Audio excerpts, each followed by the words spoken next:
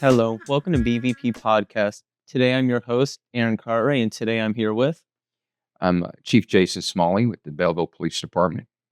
And I'm Chief Deputy Walls with Dawson County Sheriff's Office. All right. Thank you so much for taking the time to be here with us today. Thank you for having us. We appreciate it. You're our first non-school related guest to have. Awesome. So it's a big thank you for you guys coming. Yeah, thanks again for having us. Y'all are doing a really good job with this program. Thank you. We're just having fun and interviewing and doing what we need to do. That's right. Good. So I'm going to ask the big cop guys some big cop questions. How about that? Okay, we'll try to answer them. All right. So how can residents report suspicious activity or concern in their neighborhoods? Well, of course, 911 is always there for emergencies.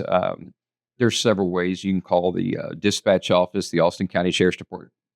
Dispatch office is 24/7 for the Bellville Police Department as well. And so they handle any intake calls for us. 911, of course, emergency. Normal dispatch number would be 979-865-3111 for non-emergency calls. And we still have some people, believe it or not, that report through Facebook Messenger on non-emergency situations, just wants to check into something. And then a lot of people have our personal numbers too. So we get those kind of calls as well. So, a little bit of mix there. It is a smaller town, so I guess it'd be more common to have people who just kind of like know each other and who know, know people who know people who know people. And it happens that way, believe it or not. Oh, yeah. Yeah. I get a lot of calls sometimes, and I'm just kind of the middleman. So I have to refer them back to dispatch, to call dispatch, because all of our calls typically will have a call slip associated with them, a documented form to show what the nature of the call is, what time it came in, what date it came in, and what officer. Yeah. And so that's very important in the legal systems to make sure you have everything documented. So some of those calls that I get from private individuals, I'll have to refer them back to the Sheriff's Department or to the dispatch to make those calls reported to dispatch an officer out. To make sure. Yeah. And I will say, to add to what Chief was saying, just one thing with social media, everybody has to remember it's not monitored 24/7. So, somebody might not see it. So if you have an emergency, call 911. If it's not an emergency, make sure to call our dispatch center. Yeah. Just always stay in contact with the dispatch center. So if you really need to get in contact with someone, just call. Yep. If it's not that big of an emergency, like it can wait maybe a day or so, maybe send a message or just call anyways. And again, he's right, though. It's not something that we look at all the time. I'm very active on social media for our department. I run the Facebook page. I created it for us about, 12 years ago, whenever Facebook got hot. And I'll still see some messages that may be 2 or 3 days old that probably should have been reported sooner. Mm-hmm. You have to remind people that they need to, always utilize the phone before you do anything else. Oh, yeah. Key point of contact. Always stay in the know with each other. That's right. So moving on from a different question, how long does it typically take for an officer to respond to a non-emergency call? Well, let's just start with that with the county. So it's a little different. Us as the sheriff's office, we cover roughly 600 plus square miles of the county. So really and truly, it just depends on where the officer is at the time of the call. We try to run as far as, different zones throughout the county. So if we have an officer that's down in Wallace, we try to make sure that we have an officer on the north end or several officers on north and south is usually how we split them up, and one roving. So an officer from Wallace is not responding to a non-emergency call in Shelby, which could take a while. But depending on busy nights, busy days, if you have a major scene where you have all your officers there, it could take a while. I will say we're really proud of the fact of our response times are pretty quick for a county of this size. City's a little different. Let the chief talk on that. Yeah, city, typically we can be on one side of the city to the other side in a couple minutes. But again, it depends on what that particular officer is doing at that time. If he's already on another call, working an accident, whatever it may be, or on the side of the road on a traffic stop, typically they'll have to finish that up to get to you. What's really good about our agencies, we work really well together. So for instance, if they're tied up county covering a lot larger area and they're tied up on a call and another call comes out, our guys, if we're not busy, we will go help them, or we'll go take that call initially until they arrive to take over the scene. And they'll do the same thing for us as well. So we all work very well together in that sense. Yeah.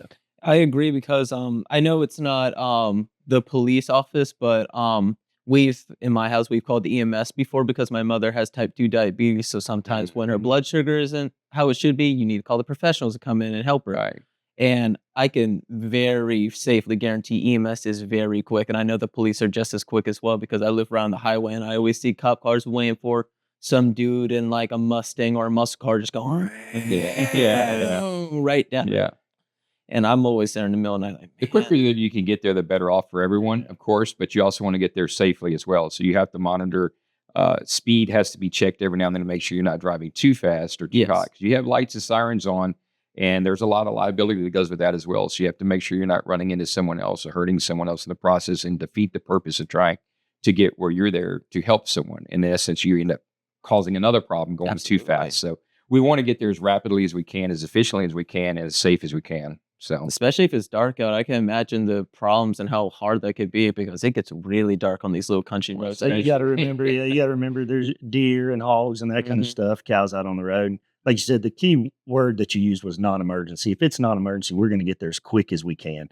Like I said, we typically, I mean, I can't give you an approximate time, but I would say, it's usually under 20 minutes, and that's an officer traveling a good distance to get there. Like I said, for us, we have sergeants, lieutenants that monitor where officers are at all times. And if you have 2 or 3 officers that get tied up, run into a call, let's say in Sealy on the interstate or in Wallace or somewhere, we'll then shift officers up closer to Bellville, the west end of the county, to make sure that we have coverage up there. And like the chief said, what's great in this county is all law enforcement works really well together. We've had Sealy PD, Wallace, all these other agencies come out to the county to assist us, and we do the same. So we all work as one team. I think it's awesome how you guys kind of have like a little cop ant colony almost, where if one person can't pitch into something, there will always be somebody else to kind of help them out and pitch in. And that's how it should be. That's how the citizens benefit ultimately. We don't work together, then we're only hurting the people that we're here to serve. Yeah, can't spell team with only me. That's right. You're exactly right. What training programs do officers undergo before patrolling the streets? How do we keep the streets of Bellville as safe as possible? And what training methods do we give young officers and people going into the police force to make sure they're prepared for this kind of stuff?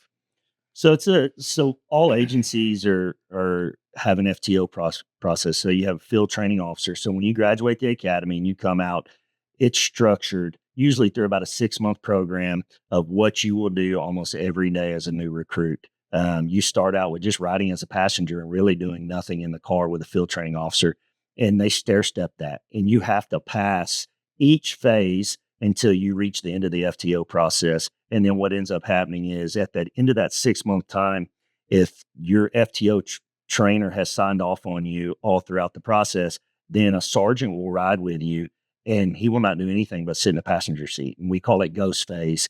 And that sergeant acts like he's not there, but he's observing what you do, how you act, how you are on scenes, and you have to pass that ghost phase to be able to ride by yourself and be certified through the FTO process. I believe the city's really similar. It's the exact same, and it's actually standardized now, which we get more specific in the field training. So in the academy, the basic police officer academy, you're going to learn the basics. You're going to learn the law. You're going to learn the penal code. You're going to learn transportation code, family code, you name it.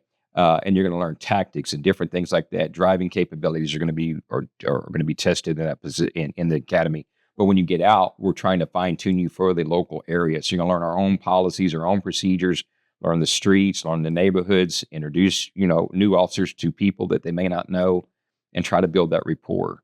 But I remember when I started in 1997, 99, I guess, is when I went through my first field training. I had 1 week to learn all of that. And now it's a 6-month process, typically, like you said now. So a lot has changed from the times when he and I started to where we are now, which is a good thing. It's more training, more time on the job before you cut loose and to be able to make those own decisions on your own, Well, and add to what you're saying, there's so much more technology now. Yeah. You have computers in the cars, you have these cameras, you have body worn cameras, you have all this stuff that aids us in our everyday duties. But all that stuff has to be trained. So that adds time. And it really is a great multiplier for the police forces now to have the cameras and the body worn cameras and the computers where you can run license plates and do all that. But that just adds to your training. So We It didn't also have any of that. it also helps with stuff like, especially like criminals or people who are trying to lie or get away 100%. with something. It's just immediate proof right there. Right. Immediate proof to have, because let's say, well, two cars get in a car wreck on the highway and they hit each other. Well, I didn't hit this person. They stopped in the middle of the highway. Well, my cop car footage shows you ramming into the Right. back of that person's Right. tailgate. Yep. Yeah. Cameras are certainly innovative now in our world, and they're a lot of officers may not appreciate them, a lot do, but they do. Cameras don't lie, so the truth is there no matter what. Yeah. And that's not something that he and I really started out with. And I'm not saying that what we did back then was not right. It's just now that it protects us more than it hurts us, in my belief. And that if someone makes a false accusation, which people sometimes will do, we have proof to show what the real truth is, and they don't lie. And that's the best thing about it. And so anything and everything we do, I think in your world as well, in the sheriff's department, is audio and video recorded. So if someone gets pulled over for speeding, or where someone's call, a domestic violence situation, everything is recorded, audio and video recorded, which is a necessity for court now and going to trial and things like that, which is a good thing. It is. That's correct. It's immediate proof. It's immediate Exactly. truth. Whatever happens in that video can be claimed as truth. That's true. Mhm. You're right. So with a question, staying back to the training where we were at earlier, what does your department have any special units like K9 or SWAT teams? I'll let you talk about that because you developed the SWAT team Yeah. for the sheriff's department. We have a multi-regional special response team, which is essentially SWAT. We've been running it for about 16 years, but it encompasses not just our county, but surrounding counties as well. We have partner agencies. We host it at the sheriff's office. Bellville PD, Sealy PD, they've been our longest running partners. They've been there since the beginning as it grew. I'm really proud to see where it is today and where it's grown. The capabilities are pretty amazing. And just as you say, training. If you look at SWAT, there's standards that have to be met if you're going to call yourself something like that. Absolutely. And they're national set standards, and we meet those standards, exceed those standards.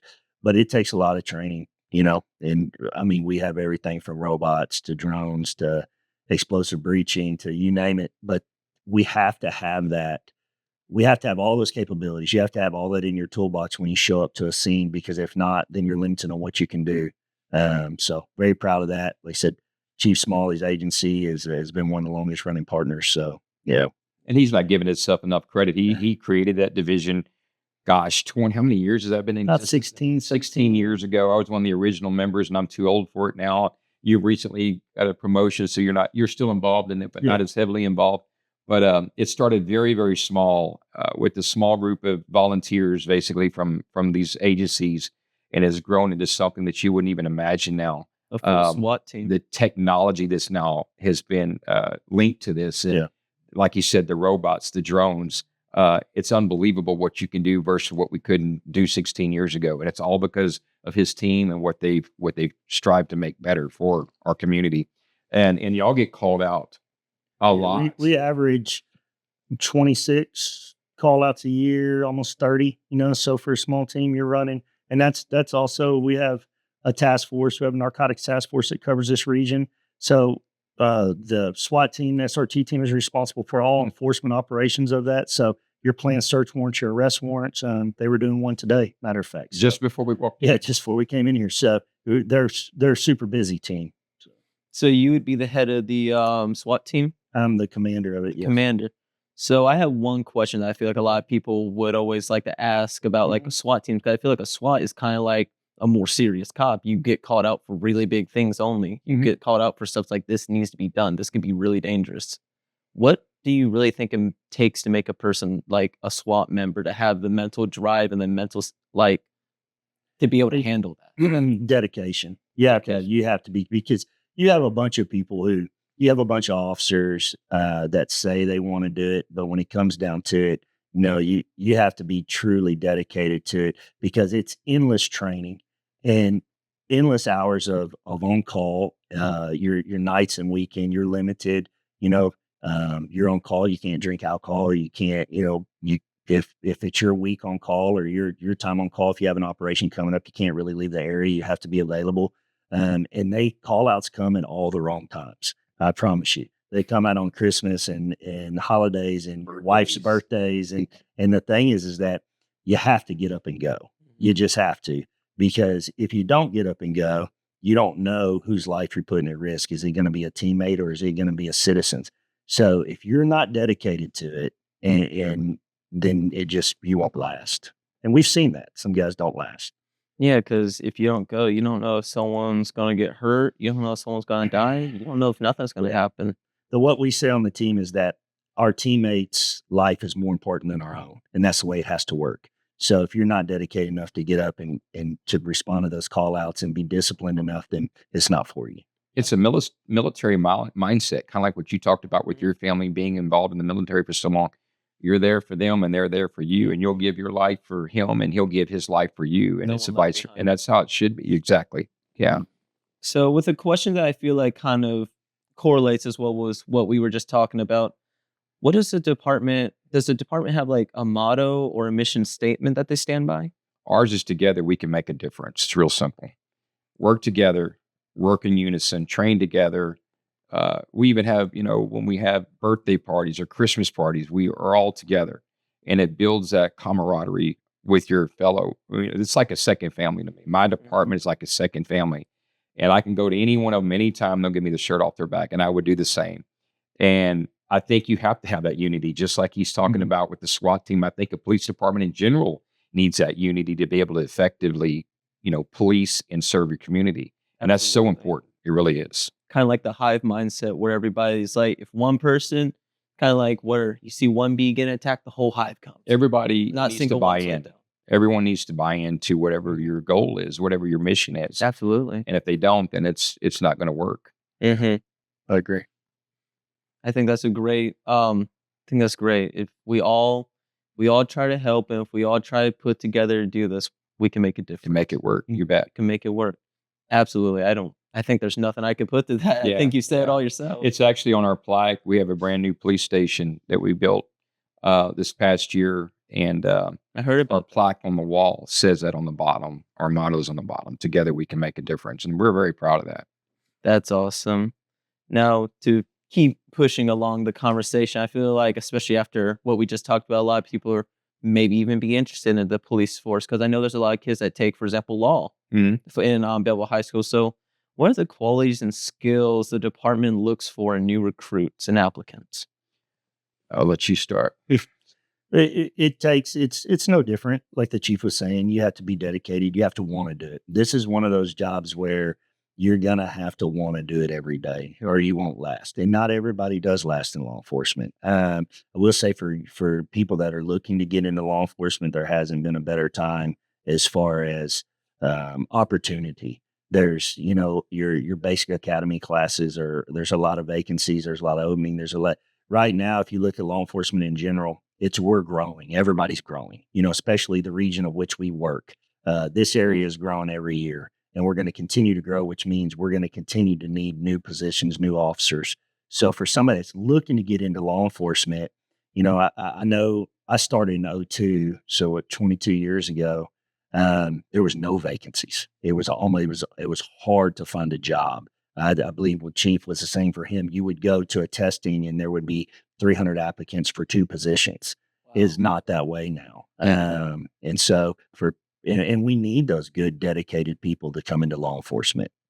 Good morals.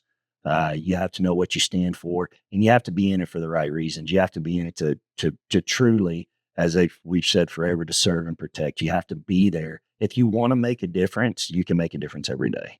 That's right. Even as a Samaritan. That's right. Oh, 100%. 100%. From letting someone know to just looking at her and being like, don't do that. Yeah. What's scary to me, though, what we're seeing a trend, and he'll vouch to this. There's less and less officer or less and less people that want to do this now. Mm-hmm. And so our numbers are starting to decline and decline and decline. And for instance, Houston Police Department years ago, I think they were up around the mid 6,000s or maybe around 6,000. Mm-hmm. And I just talked to a gentleman that retired not long ago, and they were like at 4,800. So that's huge. That's a big fall off. It's a lot of people that are retiring over time, and they can't keep up with the retirement rate. Mm-hmm. And we're okay here in our county because we've always pretty much, we may be missing a guy or two here and there, but it's filled fairly quickly. Yeah. But larger cities, you're starting to see these bigger metropolitan areas that cannot fill those voids. And that's that's a scary trend if you think about it. Because when you get older, we're sitting on our rocking chairs in our front porches, even when you're old one day, someone's got to be out there to protect us, and someone's got to be able to make those calls. And so we got to constantly promote and recruit and try to push people into showing the good side of policing and what we can do. And we're here to help people, not hurt people. And so much of it is focused on, media likes to focus on bad things typically. Only the bad parts. And yeah, that's right. And they pinpoint those problems and they spread it. And that's what kids are seeing now. And they're going, man, I don't want to get off into that. That looks like a horrible job. It's really not. It's one of the most rewarding things that you can ever do. And it will always be that way. It's what you make out of it. And like you said, if you've got the dedication and the mindset to do it and go out and know that you're trying to help people, it's a great job. It's a very rewarding job, but we have to keep it going. You brought up the law class. I was contacted back in, I don't know, I think this is our 4th year in law now. I was contacted by the district back then, and I got a call from Dr. Hancock, who's the principal at Weston, and he said, hey, would you have any idea of anyone that would want to teach a law class, law enforcement class at the high school? And I raised my hand immediately. I said, I'll volunteer for that all day long, because I think it's important that we keep promoting what we're doing and establish those relationships with young people to show that and keep that interest where maybe they want to become law enforcement one day, Absolutely. a career in law enforcement. And so we started that program 4 years ago. And I think we started with 22 students, and now we're in the mid 60s. So you can see that the interest is getting bigger and bigger and better. And that's encouraging for me. And I love the fact that our class was made up of different demographics. Every race was represented. Every gender was represented. Half of my first year class was 40% were girls. And 3 out of those girls that were in my class wanted to go in law enforcement. They raised their hand. First question I asked during the day, who all is interested in becoming a police officer or some form of law enforcement? And I was shocked to see that the girls raised their hand. And that was very encouraging to me. And so as long as we can keep pushing those kind of trends and ideas, we will keep that interest in there. And I think but it's going to take some work, just like anything else you do. You have to keep promoting, recruiting to make it better and keep those numbers where they need to be. Absolutely. Like personally, from my standpoint, I have about, I want to say like 4 or 5 friends that are inside the law enforcement class. I've never heard a bad thing come from that class. Well, that's good. I've always said they love law class, especially when they heard about the new armory that was opened up, like the believe it was a new SWAT armory or something that was added to the police station. And the law class, of course, was one of the first to hear about that. Yeah. And I remember my friend Jack, and he looked like a kid on Christmas. He was like, you wouldn't believe the kind of stuff they have there. You wouldn't believe it. Yeah, well, those classes are held at our new police department there. So we have a big training room, and they bus, just like they bus to the Learning Center, they bus to our department each day. And so those students that take the law enforcement classes are in our building every single day.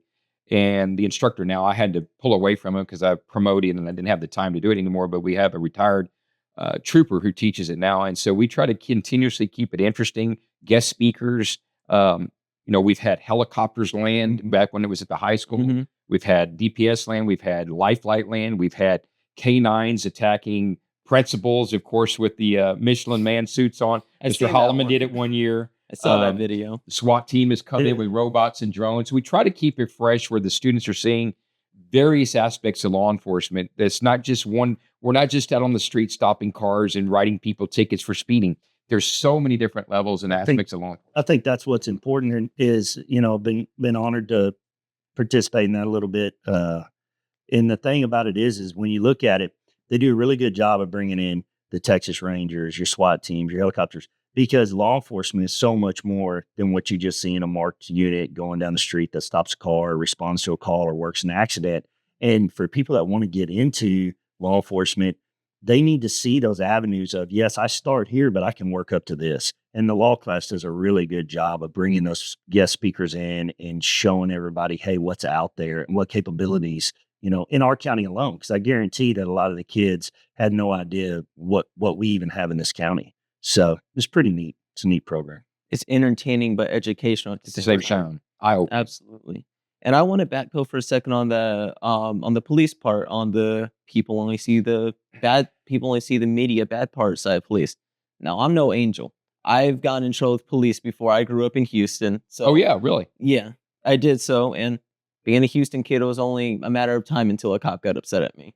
But at the same time, I wouldn't be here without police. Yeah. I would not have made it out of Houston if there wasn't cops. I was there patrolling the streets and making sure that kids like us got home at night without getting hurt by some random adult or stranger. The one thing that I think everybody needs to remember, and it really weighs heavy if they think about this, is every police officer, let's just say first responder, risks their life every single day for people they've never met. Every day. They leave their house, they kiss their kids goodbye. That's on holidays and weekends and night shifts. And while everybody is asleep, they're out working, and they will, in a moment's notice, risk their life for somebody they don't even know who they are. Absolutely. They don't even know their background. They don't know if this person's ever been to jail before, if they don't know where they work, they don't know anything about it, but they risk their life every single day for people that they've never met. And I think that's pretty incredible. Yeah, I do too. Absolutely. Now, I got one more question for you guys. What is the biggest challenge you face as an officer? Maybe every day, maybe you faced it once, maybe it's something that just lingers in your mind. What do you think is your biggest challenge as a police officer? Go ahead, Chief. I think keeping up with the times. I think we're a progressive society. Things change constantly. Laws change constantly. Technology changes constantly. Generations change. They label generations X, Y, Z kind of thing. And you see that. I didn't recognize that when I first got into law enforcement as a rookie. I had all these old guys that, y'all don't even know what you're doing. And, you've never been through what we've been through. And times were different. And it's true. Times do change. And for the better, for the most part, things do change for the better. More training, like we said, than we've ever had to go through before. More equipment than we've ever had before, which is all good. But if you don't stay up with those challenges, as society grows, you have to grow. You have to stay in front of that. For instance, and I don't mean to bring up rifles, for instance, but we never really had patrol rifles back in the day. We had, what you carried on your side, and you had a shotgun maybe, and that was your biggest protectors back in the day. Well, now we're seeing, some of these school shootings and things like that, where the actors, these bad guys, are coming in with some really good firepower. Mm-hmm. And now we've had to up our game so that we can, if it's, God forbid, if something like that happens, we can take care of that. And so keeping up with the challenges, keeping up with the day-to-day advancements, progression in life as we move as a society is probably the most challenging thing that I think I have to deal with. Yeah, I have to agree. I think in our roles as I'm chief deputy, he's chief, making sure them officers are prepared, their deputies are prepared for the everyday job. That's a lot. We're lucky to have really, really supportive communities, really supported city councils and commissioners court and judges. That's a blessing here. Not everybody has that. So they give us as much funding as they possibly can, but it takes a lot of funding to train police officers. It takes a lot of time to keep, we have to meet all these standards every year, every 2 years. And we want our officers as well trained as they can in every different aspect of the job. But you have to remember, and tactics is one of those things, we need to make sure that our officers, because nowadays when you show up to something, if you're just carrying a pistol, you're outgunned immediately. Every bad guy's got a rifle, and we have to follow all the rules that are set on us, and they have to follow no rules. So, we have to meet those standards, and we want to just not meet them. We want to exceed them every day. And that's a challenge for us, because the higher that you get up into the department, the more pressure you feel on that, hey, these are our guys and we have to take care of them. We want to make sure that they're prepared. You can't fail. Yeah. No, failure is enough. It's not an option. Especially if we fail, somebody gets That's exactly right. So, well, thank you so much for coming. I think everybody today has learned a little more about cops. And since it was so serious, I'm just going to throw one little question out there. You guys said you were a Metallica fan. I'm a huge Metallica fan. Favorite Metallica song? Inner Sandman. Yeah. I was going to say saying Doesn't get any better than that. Mm-mm. It's a jam that the Bellville Brahmins play when they come out on the field. Yeah. Either Inner Sandman or Master of Puppets. There you go. It's another good one. But I'm Aerosmith. I'm an old 80s, 70s guy, so I'll listen to all of them. But I have that on my cell phone. Red Hot Chili Peppers, everything from the 80s. That's right. If it was from 80s and 90s, I know it. And you just think cops are robots. Maybe a lot of people think they're just robots. We're human beings too, so that's what we grew up with, no doubt. Workout playlist, right? Yeah. Oh yeah, everything playlist. We want to thank you for having us. So this is a great program that y'all have going on. I watched a few episodes that you've already done. and the production team that's behind the scenes that people don't see do a fantastic job. Your instructor does a great job with this, and so I hope it continues to grow.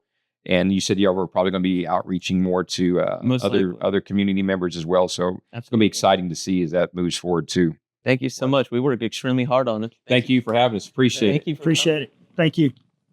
Thank you for watching BVP Podcast. I'm your host, Aaron Cartwright, and it's a great day to be a Brahma.